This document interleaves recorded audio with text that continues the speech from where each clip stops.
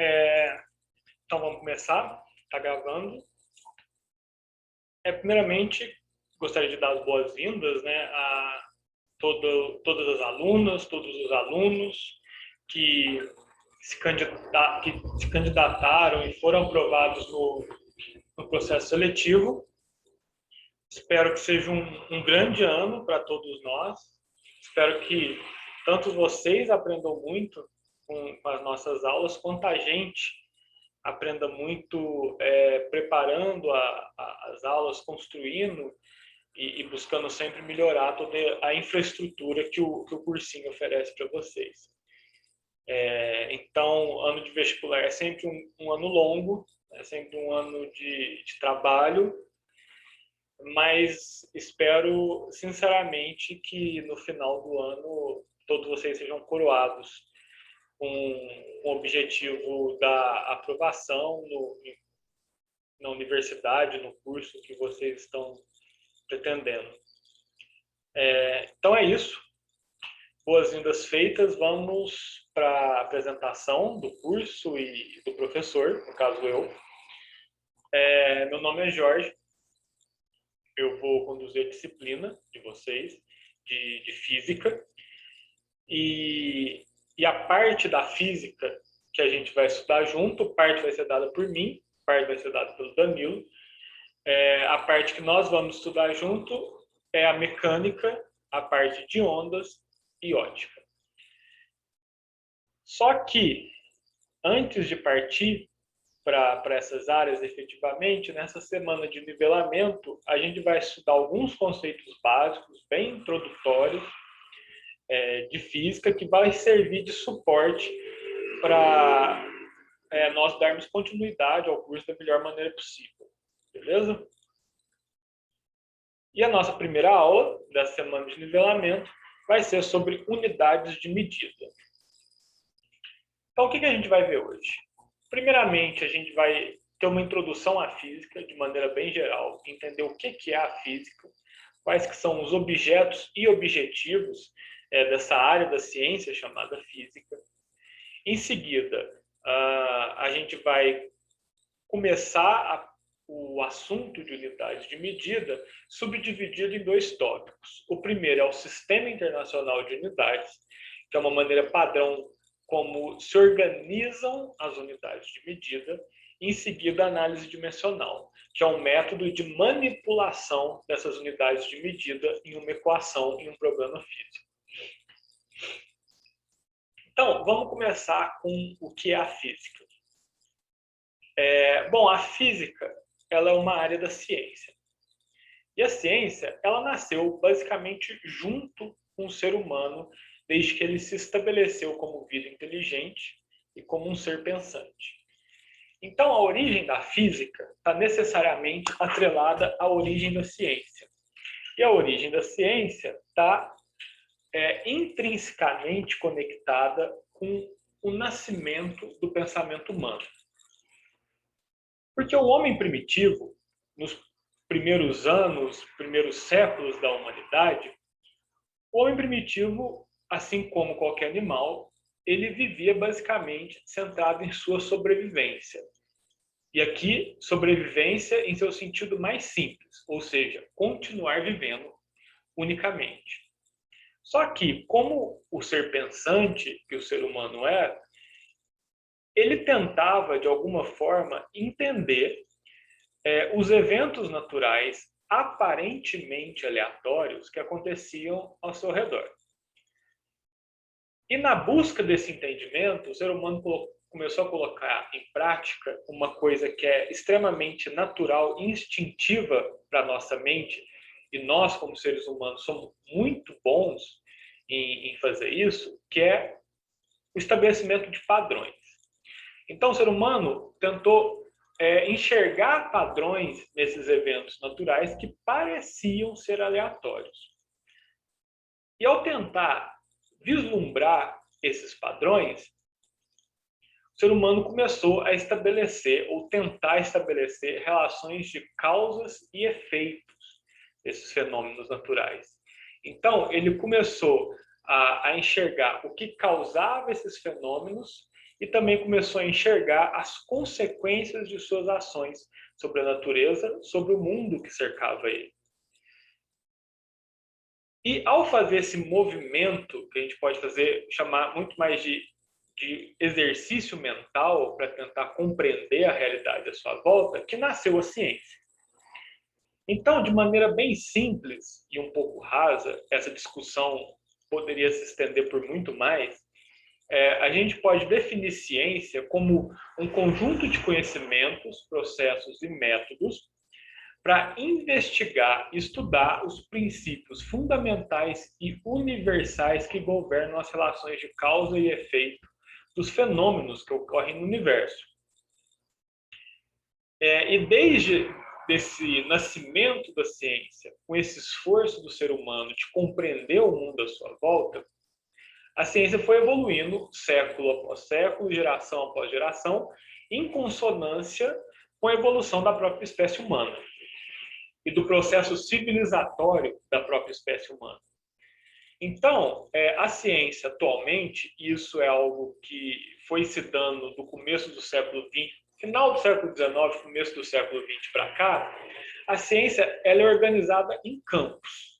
Então, a gente pode dizer que ela é subdividida em campos do conhecimento, em que, apesar desses campos do conhecimento não serem caixinhas fechadas e isoladas, eles se comunicam entre si e o conhecimento produzido e consumido por eles se estende para os demais campos que compõem a ciência, eles têm objetos de estudo muito bem definidos e objetivos muito bem definidos. Por exemplo, passou uma moto, não sei se deu para ouvir.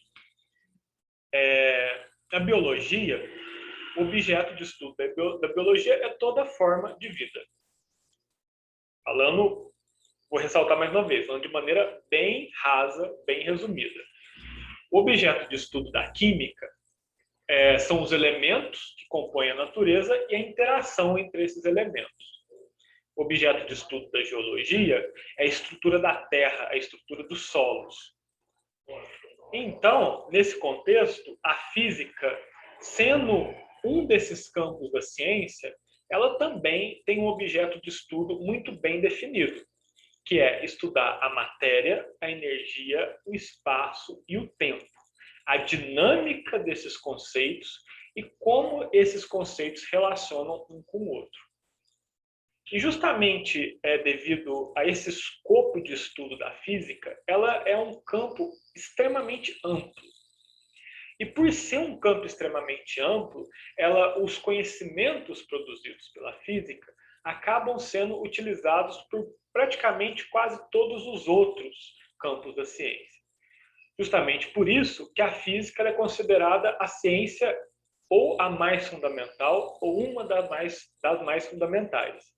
E aqui eu utilizo a palavra fundamental não em um contexto ou em uma ideia hierárquica, mas no sentido de que, pelo fato da física atuar em um amplo espectro do conhecimento humano, o conhecimento e as descobertas produzidas pela física são utilizados por basicamente todas as demais áreas da ciência.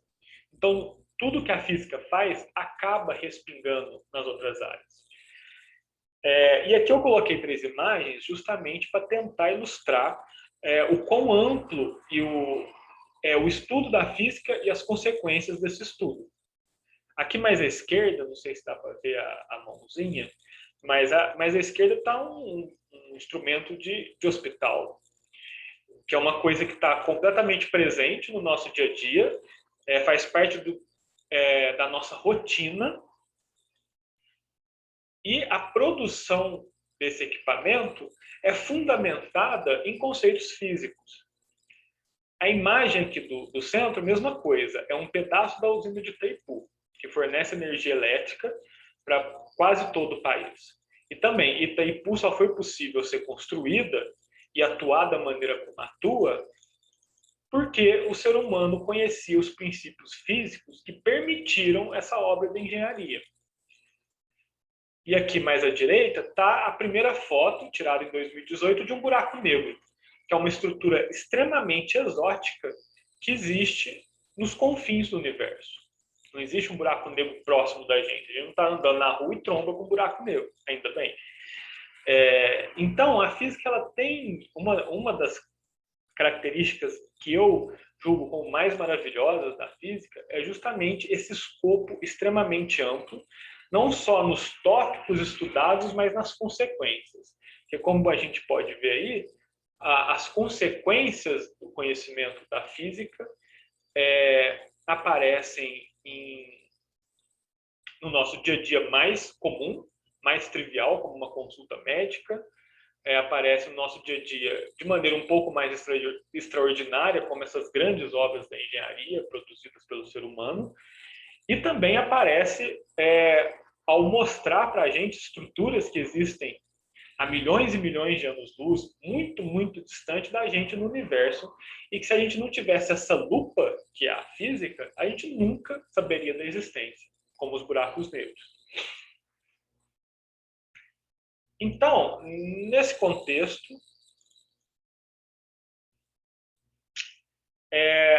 antes de partir para esse campo mais amplo, para esses temas mais amplos da física, a gente vai a passo de formiguinha, porque é assim que funciona a construção do conhecimento, a gente vai estudar um dos tópicos mais fundamentais e, ao mesmo tempo, mais importantes do estudo da física, que são as unidades de medida. Começando pela maneira como essas unidades de medida são catalogadas ou classificadas, de maneira que você encarar melhor. Então, como a gente viu nessa breve introdução do que é a física, deu para ter uma ideia de que a física ela é uma ciência essencialmente experimental. É claro que ela é dividida, pensando de maneira mais macroscópica, em física teórica e física experimental. Só que a física teórica ela realiza muito mais um serviço de base. Ela faz as investigações e produz o conhecimento necessário que vai ser utilizado pelos físicos experimentais, seja no laboratório, seja fazendo observações do universo e da natureza, para verificar se as teorias da física são verdadeiras e até onde elas funcionam. Então, a física é uma ciência experimental. Esse é o primeiro ponto que a gente tem que cravar aqui. E por ser uma ciência experimental, trabalhar com medidas é essencial para o bom funcionamento dela. E quando eu digo trabalhar com medidas, eu falo tanto catalogar e classificar essas medidas, quanto manipular essas medidas, seja nos registros dos resultados dos experimentos, ou seja na manipulação desses valores medidos em equações físicas. E a primeira ferramenta utilizada para padronizar as unidades de medida foi o Sistema Internacional de Unidades. E ele surgiu justamente desse esforço de organizar a maneira como os cientistas trabalhavam, realizavam seus experimentos e recolhiam seus dados. Porque imagina que um cientista no Brasil anota as coisas dentro de um conjunto de unidades de medida, um cientista nos Estados Unidos em outro, um cientista na França em outro, um cientista na Alemanha em outro, e não existe e mesmo que eles façam em unidades de medida diferentes, não existe um sistema centralizador, um sistema de unidade central, em que eu possa fazer conversões que façam com que essas diferentes medidas conversem entre si. Então, se um cientista lá na Alemanha faz o experimento do jeito dele, o brasileiro faz outro experimento do jeito dele também, obtém os resultados, beleza, pode funcionar ali dentro do laboratório dele, dentro do país dele. Mas na hora de comunicar os resultados para a comunidade internacional, vai ser uma trabalheira tremenda para os cientistas se entenderem. Então, a forma encontrada de padronizar como os cientistas colhem os dados dos seus experimentos e das suas observações foi a criação de um sistema centralizado de unidades, que é o Sistema Internacional de Unidades, que a gente vai chamar compactadamente por SI a partir de agora.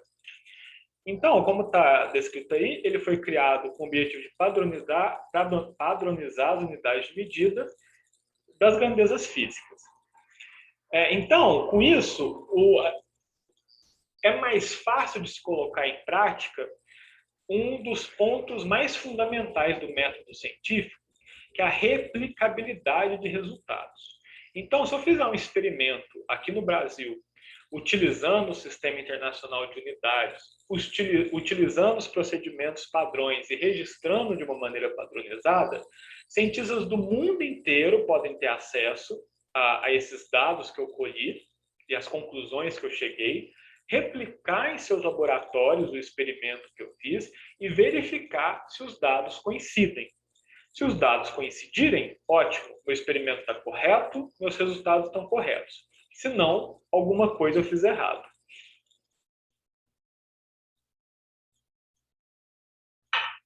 E é assim que a ciência caminha.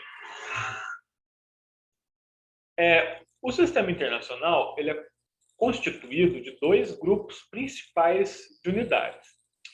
O primeiro é o conjunto fundamental de unidades, ou o conjunto de unidades fundamentais, que são 7 unidades, a partir das quais todas as outras são construídas, e o conjunto de unidades derivadas são justamente essas outras. São as demais unidades das demais grandezas físicas que são construídas a partir da combinação das unidades fundamentais. Então, a gente pode ver aí nessa tabela que as unidades fundamentais do sistema internacional são as seguintes. Comprimento, que no sistema internacional é medido em metro, cujo símbolo é um M minúsculo.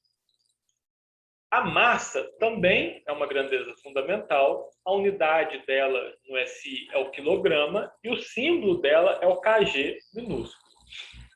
Para o tempo, para a grandeza tempo, a unidade é o segundo, o símbolo é um S minúsculo. Para a grandeza corrente elétrica, a unidade é o ampere e o símbolo é o A maiúsculo. Para a grandeza temperatura, a unidade é o Kelvin e o símbolo é o K maiúsculo.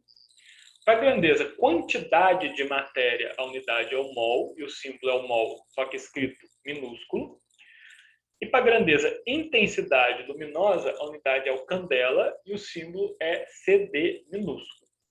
Então, essas são as unidades fundamentais, é o corpo básico do Sistema Internacional de Unidades de Medida.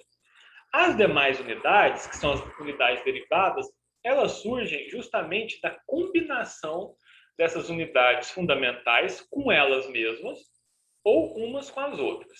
Por exemplo, a área. O que é a área na geometria? Se a gente pensar em uma das figuras geométricas mais básicas, que é o quadrado, a área vai ser lado vezes lado, ou seja, uma medida de comprimento vezes outra medida de comprimento. Então, a área nada mais é que uma combinação da grandeza comprimento com ela mesma.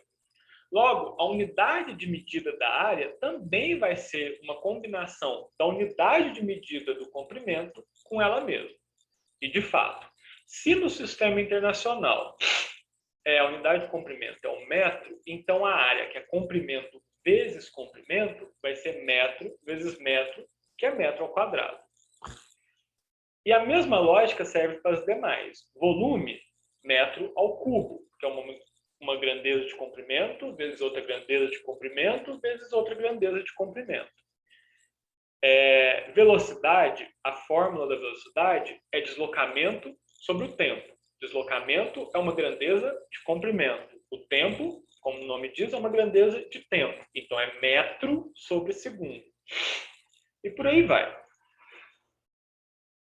E também uma maneira, uma convenção que foi estabelecida para se representar medidas com valores muito grandes ou com valores muito pequenos de maneira mais compactada, foi utilizar, primeiramente, a notação científica, que é escrever esses números muito grandes ou muito pequenos em função de uma potência de 10, mas também um segundo passo para simplificar a representação dessas medidas é utilizar um prefixo. Por exemplo, se eu faço uma medida de comprimento que me dá 1 vezes 10 a menos 12 metros, eu posso escrever utilizando o prefixo pico, igual está mostrado aqui nessa tabela. Então, 1 vezes 10 a menos 12 metros, que é um valor muito pequeno, pode ser escrito como 1 picômetro. É uma maneira muito mais compacta, muito mais elegante de escrever essa medida. Se você for olhar para as potências de 10 mais superiores, você vai ver que vai aparecer mega, giga e tera, que é uma coisa que a gente convive muito na computação.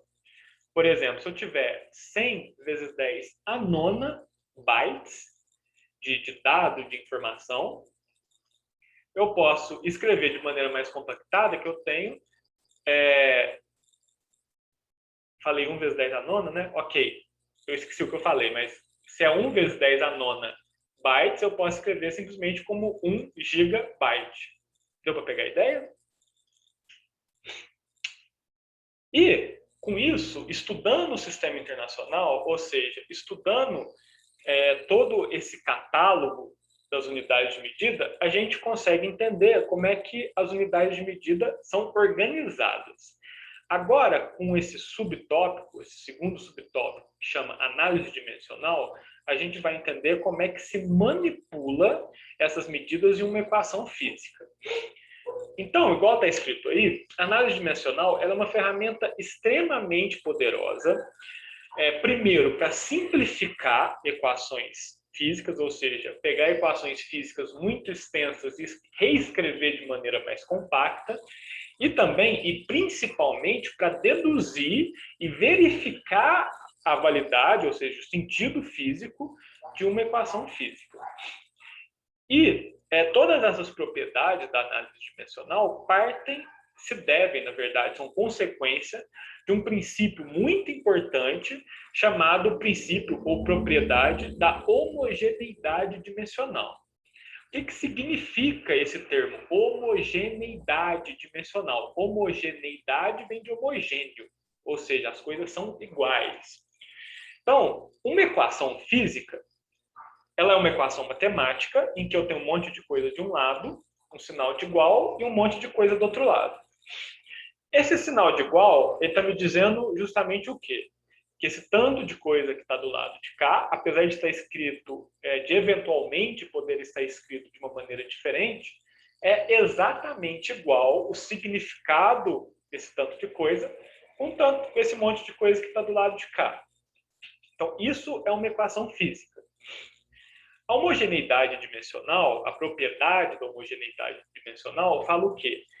Que a unidade de medida do lado de cá da equação tem que ser o mesmo que a unidade de medida do lado de cá dessa equação. Eu montei um esqueminha à mão mesmo que diz justamente isso.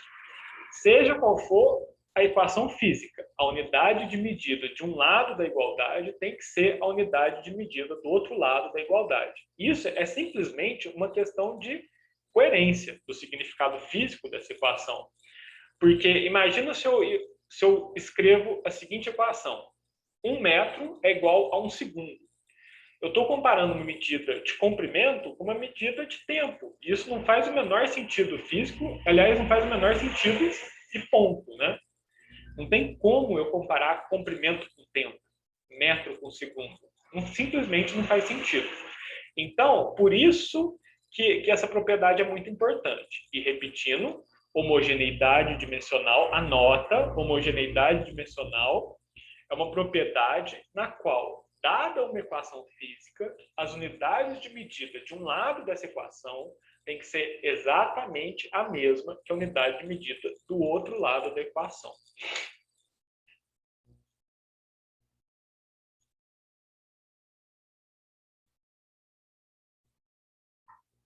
Beleza. Então, no estudo da mecânica, vamos agora entender como manipular essas unidades de medida, beleza? No estudo da mecânica, absolutamente todas as grandezas, elas podem ser expressas em termos da massa, do comprimento e do tempo. Ou seja, se eu tenho uma grandeza física, eu posso expressar ela em termos dessas três grandezas fundamentais: massa, comprimento e tempo. Se eu tenho uma grandeza física de natureza mecânica, eu posso expressar ela em termos dessas três grandezas fundamentais.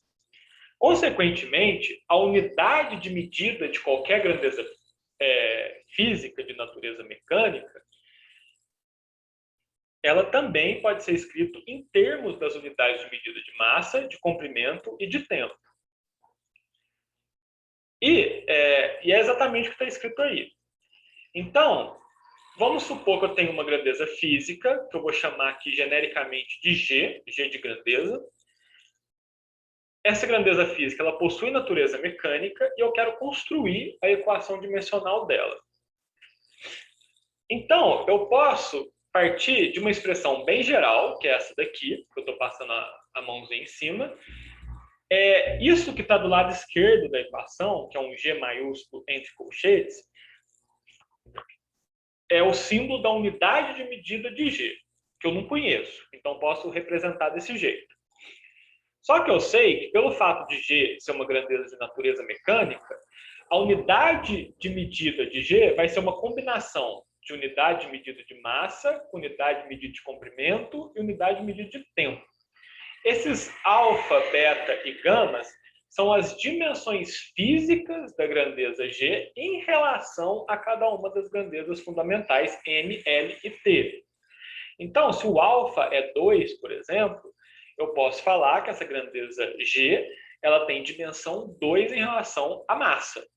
Se beta é 1, eu posso falar que essa grandeza G ela tem dimensão 1 em relação ao comprimento. Pegou a ideia? E só um detalhe, esses expoentes, alfa, beta e gama, eles são números racionais. Eles pertencem ao conjunto dos números racionais.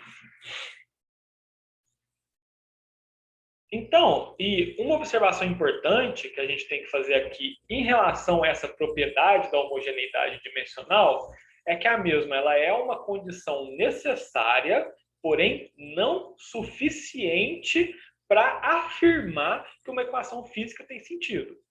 E o que isso significa? Que para uma equação física fazer sentido, ela tem que necessariamente satisfazer essa propriedade da homogeneidade. Só que a homogeneidade dimensional sozinha não garante que a minha equação física tem sentido. Eu preciso de outras coisas que aí a gente vai vendo com o tempo.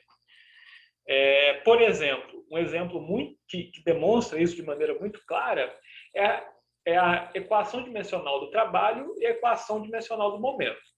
Trabalho e momento, e aqui não se preocupe em entender o nome dessas grandezas, que aí a gente vai estudar com detalhe mais à frente. Mas trabalho e momento são duas grandezas físicas da mecânica e têm significados completamente diferentes, mas elas possuem a mesma equação dimensional, que é M1 L ao quadrado T elevado a menos 2. Então, se eu colocar a equação dimensional do trabalho de um lado da minha equação, e a equação dimensional do momento do outro lado da minha equação, eles satisfazem a propriedade da homogeneidade dimensional. Mas trabalho não tem o mesmo significado físico que momento. Então, essa equação simplesmente não faz sentido. E isso que significa falar que a homogeneidade ela é necessária para uma equação física ter sentido. Sem ela, nenhuma equação física faz sentido, mas não é suficiente. Precisa de outros fatores também que a gente, ao decorrer do curso, vai vendo. Então, conforme eu disse no início dessa sessão de análise dimensional, essa parte ela é muito poderosa porque ela nos permite simplesmente, através de uma análise das dimensões das grandezas físicas envolvidas, deduzir a equação física que rege a relação entre aquelas grandezas. E um exemplo muito interessante de como se pode deduzir uma equação física a partir de uma análise dimensional é a dedução para a equação do período de um pêndulo. O que é um pêndulo? O pêndulo é um peso preso a uma corda. Então, imagina uma pedrinha presa a uma corda, uma pedrinha presa a uma haste. Isso forma um pêndulo. Por quê? Se eu tiver aqui a minha corda com a pedrinha na extremidade dela e der um peteleco, ou seja, aplicar uma força externa, o pêndulo vai começar a oscilar em torno de uma posição de equilíbrio. Isso basicamente é o pêndulo, tá? Então, eu vou dar um zoom, não sei se está dando para ver o escrito certinho. Agora, com zoom, eu acredito que sim. Beber uma água.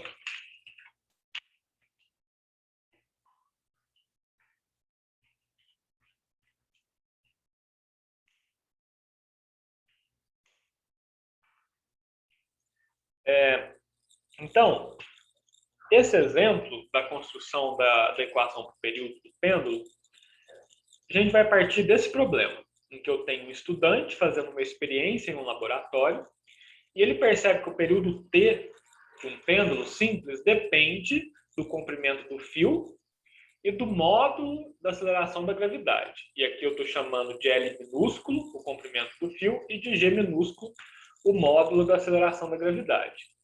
Então, ele percebeu que existe uma relação entre essas grandezas. E a maneira de se escrever a relação entre grandezas físicas, a física, é através de uma equação. Então, ele coloca lá que o pêndulo, igual está aqui, é igual a K, já vou explicar aqui que esse K, vezes L, que é o comprimento do fio, vezes G, sendo que L está elevado a alfa e G está elevado a beta.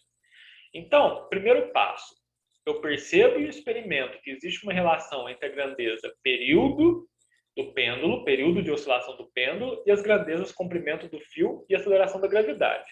E construo uma equação justamente colocando o período do pêndulo de um lado e essas outras duas grandezas físicas do outro. E aqui eu tenho que acrescentar nessa equação, não posso simplesmente colocar T igual a L vezes G, porque se eu pegar o comprimento de um pêndulo e a aceleração da gravidade local, nem sempre a multiplicação simples entre essas duas vai resultar no valor do período. Então eu tenho que adicionar também constantes. E eu coloco constante K, que é chamada de constante de proporcionalidade, e as constantes alfa e beta. Essas três constantes, a partir do momento que eu defino elas, elas me traduzem como que acontece na natureza a relação entre o período de oscilação do pêndulo, o seu comprimento e a aceleração da gravidade. Então, o que a gente vai fazer com a análise dimensional aqui é justamente determinar os valores de alfa e beta. K a gente não precisa determinar aqui. Ele é simplesmente uma constante de, como o nome diz, proporcionalidade. Ele estabelece a proporção entre um lado da equação e outro. Então, fazendo uma análise dimensional dessa equação, a gente tem, pelo princípio da homogeneidade, que a unidade do período tem que ser igual à unidade do comprimento elevado a alfa vezes a unidade da aceleração da gravidade elevado a beta. Aqui a gente não precisa colocar a grandeza K. Por quê? Porque a grandeza K, ela simplesmente estabelece a proporção entre os dois lados da igualdade. Então, ela não tem significado físico e ela não tem unidade de medida. Ela é uma constante que a gente chama de adimensional. Então, quando eu escrevo a equação que rege a relação entre essas grandezas, eu tenho que colocar ela. Mas quando eu escrevo a equação dimensional da relação entre essas grandezas, aí eu não preciso, até porque ela é adimensional. Ela não tem dimensão, não tem unidade de medida. Então, beleza. E perceba que tanto o período, quanto o comprimento do fio, quanto a aceleração da gravidade, elas são grandezas físicas de natureza mecânica. Não precisa preocupar com o significado estrito de cada uma. O período é um pouco mais simples, o comprimento também é um pouco mais simples de entender. A aceleração da gravidade, às vezes, já pode ficar um pouco mais nebuloso na sua cabeça. Mas aqui, presta atenção nas unidades de medida. Não precisa tentar entender o significado de cada grandeza física. Então, sendo grandezas de natureza mecânica, o T, o L e o G, eu tenho que o T, elas podem ser expressas em termos da massa, do comprimento e do tempo. A unidade do período, o período é o quê? Ele é uma medida de tempo. Então, ele pode ser escrito como m elevado a zero, vezes l elevado a zero, vezes t elevado a 1. Por quê? Sendo uma medida de tempo, ele vai ter unidade de tempo apenas. Ele não vai ter unidade nem de massa, nem unidade de comprimento. Para eu tirar a massa e o comprimento dessa jogada aqui, eu tenho que elevar elas a zero, porque todo número elevado a zero é 1. E 1 não tem unidade de medida.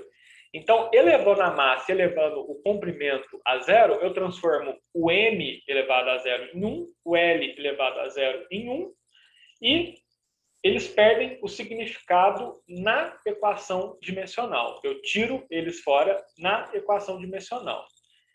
E coloco 1 porque unidade de tempo de um lado, unidade de tempo do outro. Eu não tenho uma relação ao quadrado, ao cubo, seja lá o que for. Então, eu só elevo a 1. E falo que o período tem unidade de tempo, o que de fato é. A mesma lógica vale para o comprimento, e em que eu tenho m elevado a zero, l, que é a unidade de comprimento, elevada a 1, e t, que é a unidade de tempo, elevada a zero. E aqui eu elevo o m e o t a zero para chutar eles fora da minha equação dimensional, transformando eles em um número, que é o número 1, que não tem unidade de medida. Já a unidade da aceleração da gravidade é um pouco diferente. A unidade para aceleração é metro por segundo ao quadrado. Então, tem um metro elevado a 1, não é metro ao quadrado, não é metro cúbico, é metro. Então, deixo L, que é a unidade de comprimento, elevado a 1, sobre segundo, que é a unidade de tempo, ao quadrado. Então, o t elevado a menos 2. Por que menos 2? Porque é sobre segundo ao quadrado. Se eu quiser jogar o segundo para cima, eu tenho que passar o 2 para menos 2. 1 sobre x, perdão, x elevado a menos 1 é 1 sobre x, x elevado a menos 2 é 1 sobre x ao quadrado, x elevado a menos 3 é 1 sobre x ao cubo, x elevado a 26, a menos 26, é 1 sobre x elevado a 26. Pegou a ideia? E como eu tenho metro e segundo, ou seja, comprimento e tempo, mas não tenho quilo, não tenho massa, eu elevo m a zero e toda aquela história. M elevado a zero é 1, independente do valor que m tenha, porque todo número elevado a zero é 1. Se transformando em 1, ele não tem significado mais, ele não tem impacto na minha equação dimensional.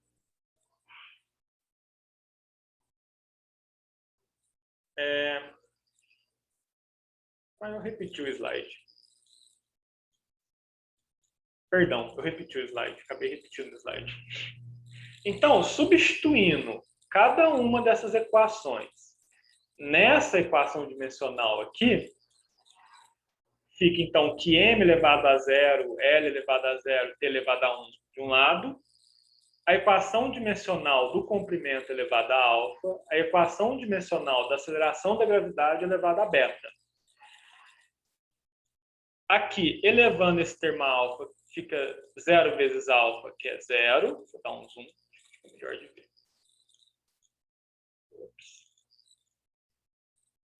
0 vezes alfa, que é 0. 1 vezes alfa, que é alfa. 0 vezes alfa, 0. Do lado de cá, 0 vezes beta, 0. 1 vezes beta, beta. Menos 2 vezes beta, menos 2 beta. Multiplicando aqui m com m, l com l, t com t, usando aquela propriedade de que a multiplicação de potências de mesma base conserva a base e soma os expoentes, fica m elevado a 0 mais 0, ou seja, m elevado a 0, e aqui eu vou repetindo a do período, beleza? Do lado de cá só repetindo, do lado de cá manipulando. Alfa mais beta, do lado do L, 0 menos 2 beta no T.